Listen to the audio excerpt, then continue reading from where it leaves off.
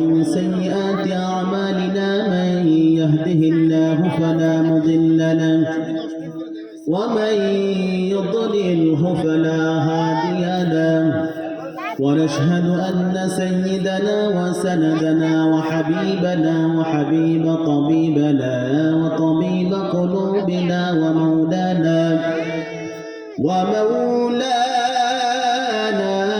محمدا عبده ورسوله فقد قال الله تعالى في كلامه المجيد وفي فرقان الحميد সকলে পড়ুন আউযু বিল্লাহি মিনাশ শাইতানির রাজীম বিসমিল্লাহির রাহমানির রাহিম ওয়া ক্বাদা রাব্বুকা আল্লা তা'বুদু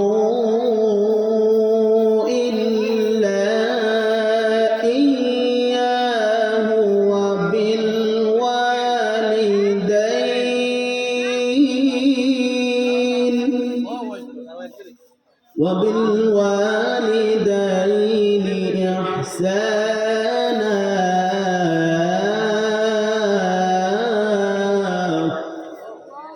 إما يبلغن عندك الكبر أحدهما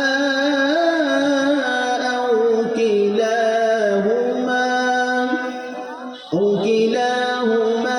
فلا تقل لهما أف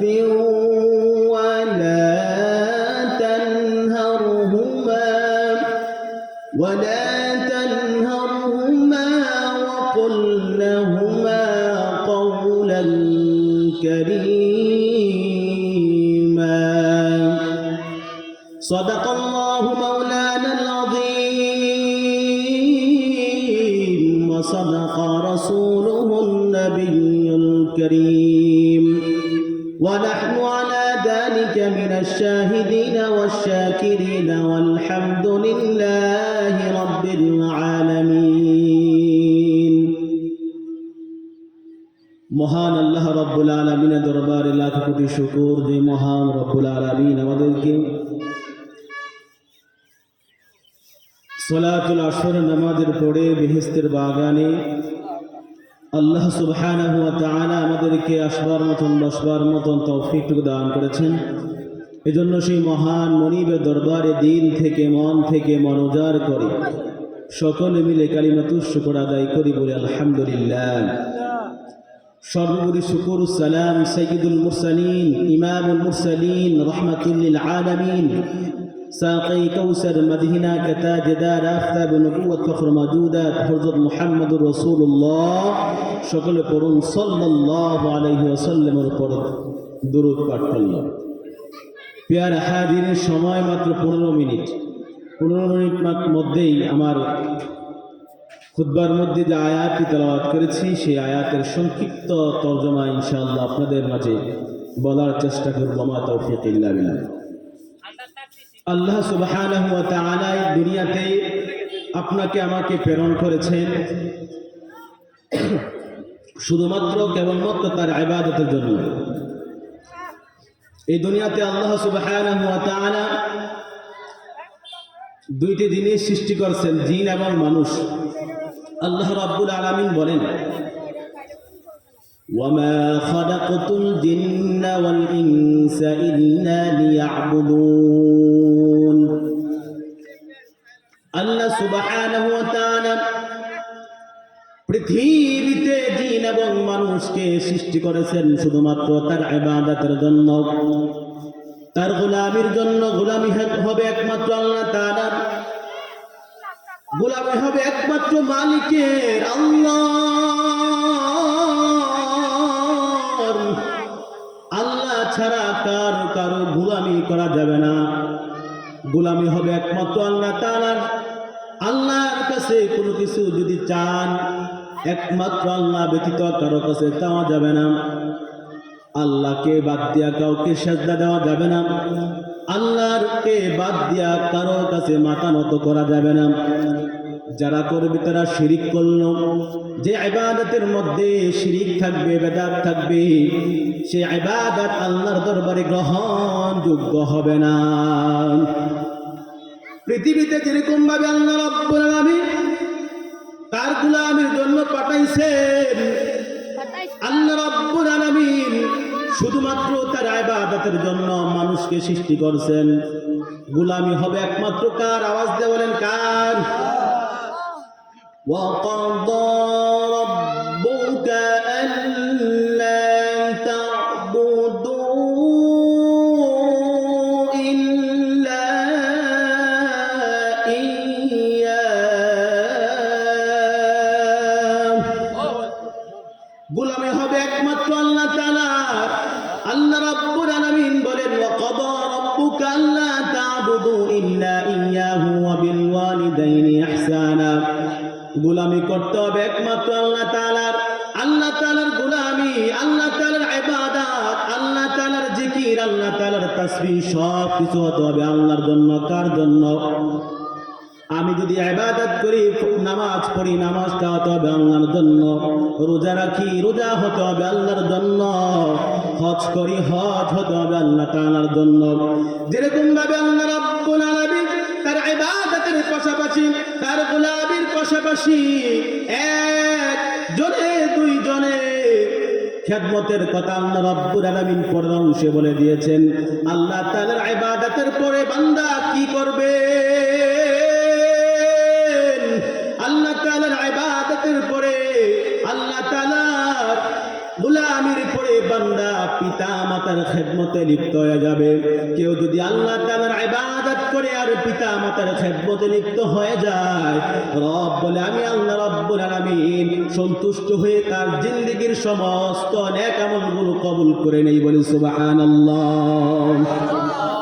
এজন্য পিতা মাতার খেদমত দরকার আছে না নাই? পিতা মাতার খেদমত করলে আল্লাহ রাব্বুল আলামিন তার রাসূল আকরাম সাল্লাল্লাহু আলাইহি ওয়াসাল্লাম বলেন, ও দুনিয়ার মানুষ, قال النبي صلى الله عليه وسلم رضا الرب في رضا الوالد وسخط الرب في سخط الوالد। কেউ যদি আল্লাহ রাব্বুল আলামিন, কোন বান্দা যদি তার পিতা মাতার খেদমত করে, আল্লাহ রাব্বুল আলামিন বলেন, তার রাসূল আকরাম সাল্লাল্লাহু আলাইহি ওয়াসাল্লাম বলেন, কেউ যদি পিতা মাতার খেদমত করে, আল্লাহ রাব্বুল আলামিন তার ওই সন্তানের প্রতি রব সন্তুষ্ট হয়ে যায়। রিদর রব্বি ফি রিদল ওয়ালিদ, সন্তানের প্রতি খেদমতের কারণে রব সন্তুষ্ট হয়ে যায়। আর কেউ যদি পিতা মাতার অসন্তুষ্টি করে, পিতা মাতার প্রতি ইহসান করে না, আল্লাহ রাব্বুল আলামিন বলেন, এ পৃথিবীর সন্তানেরা শুনে না, পৃথিবীর সন্তানেরা শুনে নাও, ওয়াবিল ওয়ালিদাইনি ইহসানা ইম্মা ইয়াবলুগান্না ইনদাকাল কিবারা আহাদুহুমা আও কিলাহুমা ফালা তাকুল লাহুমা উফফিন ওয়ালা তানহারহুমা। পৃথিবীর সকল মানুষদেরকে ডেকে ডেকে বলে, ও পৃথিবীর যুবকেরা, ও পৃথিবীর সকল মানুষেরা শুনে নাও, আল্লাহ রাব্বুল আলামিন আপনাকে আমাকে তার ইবাদতের জন্য পাঠাইছেন। তার সাথে সাথে কেউ যদি পিতা মাতার খেদমত করে, পিতা মাতার প্রতি ইহসান করে, সাবধান, পিতা মাতা যখন বৃদ্ধ হয়ে যায় রে বাবা, তখন সেই মুহূর্তে তাদের সাথে ইহসান ব্যবহার করো, আর সুন্দর আচরণ করো। দমক দিয়া কথা বলা যাবে না, তাদের সাথে সুন্দর আচরণ করতে হবে, এমন আচরণ করতে হবে যে আচরণে রব তোমার প্রতি আমার প্রতি সন্তুষ্ট হয়ে যায়। রব তোমার প্রতি আমার প্রতি সন্তুষ্ট হয়ে যাবে রে যুবক। নকশবন্দি রাহমাতুল্লাহি আলাইহি তার কিতাবের মধ্যে লিখছেন, আমরা তো সেই পিতা মাতার খেদমত করতে জানি না। এমনও সন্তান আছে মা বাবাকে কষ্ট দেয়, এমন কষ্ট দেয় লাত্তি দিতে দিতে দিতে ঘর থেকে বাহির করে দেয়। আরে যুবক,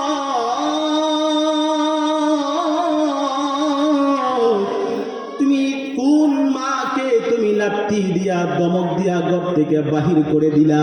যেই মা 10 দিন 10 মাস 10 দিন গর্ভ ধারণ করে গর্ভে ধারণ করে তোমাকে লালন পালন করছে। তুমি যখন তোমার মার গর্ভে থাকা অবস্থায় ডাইনি লটটা তোমার মা ব্যথা পাইতো, অনুভব করত। তোমার মাকে তুমি পেটের ভিতরে আঘাত দিতে নড়াচড়া করতে রে যুবক। তারপর তোমার মা কষ্ট গুলো সয়ে সয়ে বয়ে গেছে। আশেপাশের মানুষদেরকে ডেকে ডেকে বলছে, কে রে কই আসোস, আয় আমার কাছে আয়। তোরা কই আসোস, মাফ করে দে। রাত্রের বেলা স্বামীর কাছে কত মা দোয়া চায়। স্বামীকে ডেকে ডেকে বলে, স্বামী আমার, দুনিয়াতে তোমাকে কত কষ্ট করেছি, দুনিয়াতে থাকা অবস্থায় এরে স্বামী দীর্ঘদিন যাব তোমার সাথে সংসার করি, আমি গর্ভধারিণী অবস্থায় কত ব্যথা, এমন ব্যথা নিয়ে থাকতে পারি না। আমি জানি না কোন মুহূর্তে আমার কি হয়ে যায়, যদি মৃত্যু হয়ে যায়। আমি আপনার সাথে সংসার থাকাকালীন যতদিন আপনার সাথে সংসার করেছি, যদি বলবে আর যদি হয়ে থাকে ক্ষমা করে দিয়েন। এমনও মা আছে স্বামীর কাছ থেকে ক্ষমা পর্যন্ত নিয়ে নেয়। এর যুবক, তুমি কেমন এমন সন্তান? আল্লামা নকশবন্দি রহমাতুল্লাহ আলাইহি ঘটনা লিখছেন। যুবক সন্তান, এবার যুবক ওই সন্তান যখন বলিষ্ঠ হইয়া দুনিয়াতে আগমন করে, সন্তানকে মা বাবা লালন পালন করে করে যখন বড় করলো, এবার সন্তান বড় হয়ে গেল, উচ্চ শিক্ষায় শিক্ষিত হয়ে গেল সন্তান। ওই সন্তান আবার মা বাবা কষ্ট করে লালন পালন করাইয়া শিক্ষিত করাইয়া দিল। সন্তান বিদেশে যাবে, বিদেশে যাওয়ার জন্য টাকা পয়সা সন্তানকে দিল। সন্তান এবার বড় হলো, বিদেশে গিয়ে বিদেশে যাওয়া পর্যন্ত সন্তান গেল বিদেশের জমিনে দীর্ঘদিন যাবত। এমন সন্তান বিদেশে যাওয়ার পর কত সন্তান মাকে ভুলে যায়, বাবাকে ভুলে যায়। ওই সন্তান তার মাকে বাবাকে হঠাৎ করে ভুলে গেল। এক যুগ পার হয়ে গেল, তার সন্তান তার মার বাবার কোনো খবর নেয় না। সন্তান তার মা বাবার কোনো খবর নেয় না।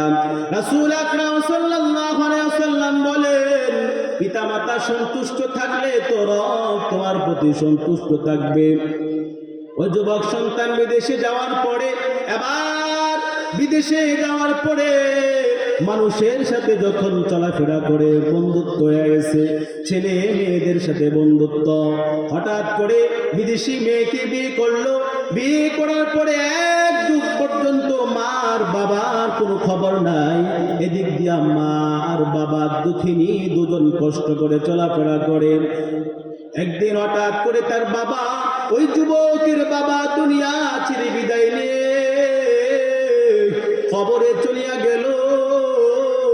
ওই যুবকের কোনো খবর নাই। এক যুগ পার হয়ে গেল। এবার বৃদ্ধ মা কি করে কষ্ট করে করে চলে। এবার ওই যুবক বিদেশের জমিনে বিদেশি মেয়ে, সুন্দরী রূপসী মেয়ে বিয়ে করে।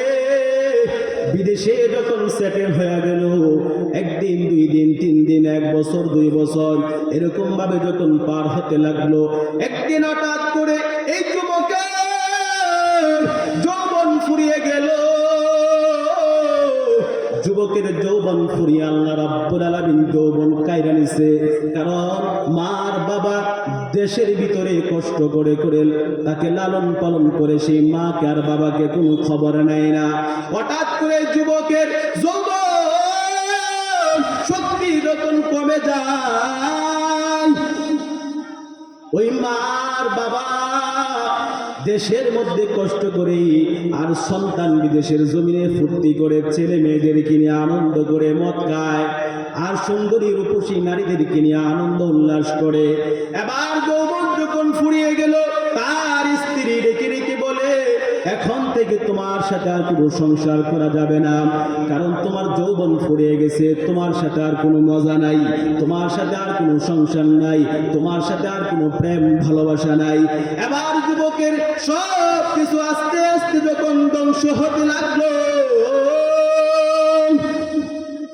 যুবকের ভিতরে একটা চিন্তা চলে আসলো, আরে সব এতদিন পর্যন্ত কত বন্ধু ছিল, কত বান্ধব ছিল, নিজের স্ত্রী পর্যন্ত ছিল, আজকে যৌবন ফুরিয়ে গেছে, আজকে আমার থেকে যৌবন শক্তি, যুবন শক্তি আমার থেকে আল্লাহ রাব্বুল আলামিন কেড়ে নিল।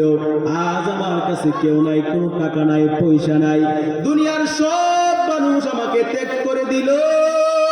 হঠাৎ তার ভিতরে চলে আসলো নকশবন্দি রহমাতুল্লাহ আলাইহি বলেন, তার কিতাবের মধ্যে বলেন, হঠাৎ করে তার চিন্তার মধ্যে চলে আসলো, আরে দুনিয়াতে দেশের মধ্যে তো আমার মা আর বাবাকে রেখে আসছি, পৃথিবীর সকল মানুষ যদি আমাকে তাড়িয়ে দেয়, পৃথিবীর সকল মানুষ যদি আমাকে দূরে ফেলে দেয়, আমার স্ত্রী সন্তান পর্যন্ত যদি আমাকে দূরে ফেলে দেয়, এবার মা আর বাবার কথা চিন্তা করলো, আরে দুনিয়াতে দেশের মধ্যে তো আমার মাকে বাবাকে রেখে আসছি, তাদের কাছে যদি যাই কখনো আমার মা আর বাবা আমাকে ফেলে দিবে না, আমাকে দূরে সরে দিবে না। এবার যুবক আস্তে আস্তে করে টিকিট কেটে যখন দেশের মধ্যে আসলো, দেশে যখন আইসা তার বাড়ির মধ্যে অবস্থান করলো, এবার বাড়িতে অবস্থান করার পরে যুবক দেখতে পেল বাড়ির মধ্যে বাড়ি নাই, বাড়ির মধ্যে বাগান হয়ে আছে, খেজুরের বাগান। একজন লোক খেজুরের বাগান চাষাবাদ করে সেই যুবক দেখে দেখে লুব্ধবিদ্ধ লোকটাকে রেগে রেগে বলে, চাচা আমার এইবার এখানে তো একটা বাড়ি ছিল, ঘর ছিল, বসত বাড়ি ছিল, বলে বসত বাড়ি ছিল, যারা বসত বাড়ি করতো তাদের কাছ থেকে আমি বসত বাড়িগুলো কিনে নিয়েছি, এই বসত বাড়িগুলো ভেঙে ভেঙে আমি আজকে এখানে খেজুরের বাগানগুলো লেগে দিয়েছি, খেজুরের বাগান আমি এখানে চাষাবাদ করি। আবার যুবক ডেকে ডেকে বলে, ও চাচা আমার,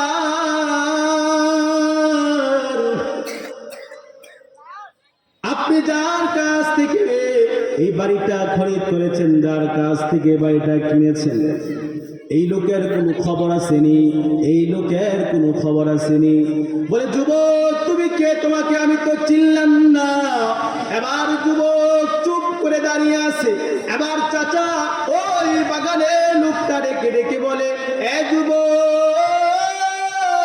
ও যুবক, গত কিছু দিন আগে ওই বৃদ্ধা মহিলার সাথে আমার দেখা হয়েছে, বাড়ির পাশে বসে এসে আমার কাছে কান্না করে। বৃদ্ধা মহিলার কাছ থেকে আমি যখন শুনলাম কয়েক বছর আগে বৃদ্ধার স্বামী, ওই মহিলার স্বামী দুনিয়া ছেড়ে বিদায় নিয়ে অন্ধকার কবরে চলে গেছে, বাবার খবর সন্তান নিজ কানে শুনতেছে, চোখ দিয়া যখন সন্তানের পানি চলে আসে, এবার যুবক সন্তান ওই চাচাকে ডেকে ডেকে বলে, বৃদ্ধা মহিলার কোনো খবর আছে? এবার ওই লোকটা ডেকে ডেকে বলে, যুবক আমার কাছে খবর আছে, এই যে ওই যে বাঁশ বাগান দেখো,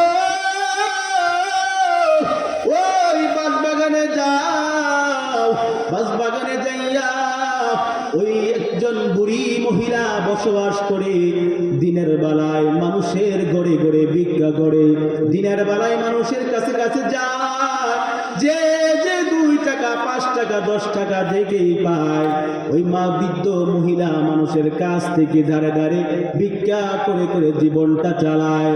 এবার যুবক সন্তান আস্তে আস্তে করে যখন বাঁশবাগানের দিকে যখন রওনা হলো, বাঁশবাগানের দিকে যখন রওনা হলো, বাঁশবাগানে গিয়ে পৌঁছলো, যুবক সন্তান যখন ওই ঝুপড়ি একটা ঘর বানায়া বৃদ্ধা মহিলা একা একা আসরের নামাজগুলো পড়তেছে, তাসবিহগুলো পড়লো, নামাজ আদায় করলো, তাসবিহগুলো পড়লো, সন্তান ডাক দেবার মতো সাহস নাই, কারণ এক যুগ পরে মার খবর নেওয়ার জন্য আসছে অবাধ্য সন্তান। অবাধ্য সন্তান এক যুগ পরে মার খবর নিতে আসছে, ডাক দেবার মতো কোনো শক্তি নাই সন্তানের। এবার সন্তানের মা যখন আসরের পার হয়ে যখন মাগরিবের সময় চলে আসলো, মাগরিবের নামাজ আদায় করার পরে এবার বৃদ্ধা মহিলা তাসবিহগুলো পড়ে রবের কাছে হাত পাড়া দিছে, রবকে ডাকি ডাকি বলে, মালিক ও আমার আল্লাহ, আমার মালিক, কিছু বছর আগে আমার স্বামী দুনিয়া ছেড়ে বিদায় নিয়ে কবরে চলিয়া গেছে, আর দীর্ঘ এক যুগ আগে আমার সন্তানকে তুমি কাইরা নিছো রে আল্লাহ, আমার সন্তানকে আমার কাছে ফিরাইয়া দাও। এত বছর পরেও এর যুবক মা সন্তানকে ভুলে নাই, সন্তানকে মা ভুলে নাই। এবার মা আল্লাহর কাছে ডাকে, রবের কাছে ডেকে ডেকে সন্তানের জন্য দোয়া চায়। এই দোয়াগুলো সন্তান শোনার পরে সন্তান এবার সাহস পাইছে, মাকে ডাক দিয়া বলে, মা গো, এক যুগ আমি তোমার খবর নেই নাই, এক যুগ পর্যন্ত তোমার খবর নিতে পারি নাই, ও মা আমি আসছি গো মা, আমি আসছি রে আল্লাহ।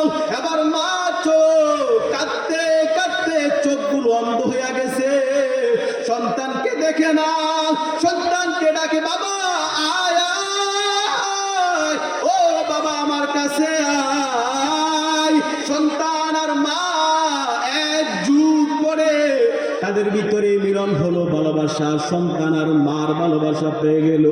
সন্তান এবার আল্লাহর কাছে শুকরিয়া জানায়, মা সন্তান দুজনে আল্লাহর কাছে শুকরিয়া জানায়, আল্লাহকে ডেকে ডেকে বলে, মালিক এক যুগ আমার সন্তান ছিল না, কিছু বছর আগে আমার স্বামীও দুনিয়া ছেড়ে বিদায় নিয়ে কবরে চলিয়া গেল, আমি চেয়েছিলাম আমার স্বামী নাই, সন্তান নাই, আমি যদি দুনিয়া ছেড়ে বিদায় নিয়ে চলে যাই, কে আমারে কবরে নামাইবে, কে কবরের পাশে দাঁড়ায়া রব্বির হামহুমা কামা রব্বায়ানি সগীরা বলে ডাক দিবে। এক যুগ পরে মা তো মায়ে কোনো খবরে নাই 12 বছর, ওই মা সন্তানকে ভুলে নাই। এক যুগ পরে আসছে সন্তানকে মা ক্ষমা করে দিছে। এটাই তো মার ভালোবাসার যুবক, এটাই তো মার ভালোবাসা। রাসূল বলেন, রিদার রব্বি ফি রিদাল ওয়ালিদি ওয়া সাখাতুর রব্বি ফি সাখাতুল ওয়ালিদ। তোমার আল্লাহ সন্তুষ্ট ততক্ষণ, পিতামাতা সন্তুষ্ট যতক্ষণ, পিতামাতা সন্তুষ্ট যতক্ষণ, আল্লাহ সন্তুষ্ট ততক্ষণ। এ যুবক, গুঞ্জরের যুবক ভাইদেরকে বলি, মাকে বাবাকে কষ্ট দিও না। মার বাবার পায়ের নিচে তোমার বেহেশত, তাদেরকে কষ্ট দিলে জাহান্নাম নিশ্চিত, জাহান্নাম নিশ্চিত। এজন্য আল্লাহর হুকুমের পরে, আল্লাহর ইবাদতের পরে আমরা সবাই মা বাবার খেদমত করতে রাজি আছি তো ইনশাআল্লাহ? ইনশাআল্লাহ। সকলে বলেন ইনশাআল্লাহ। ইনশাআল্লাহ আমরা সকলে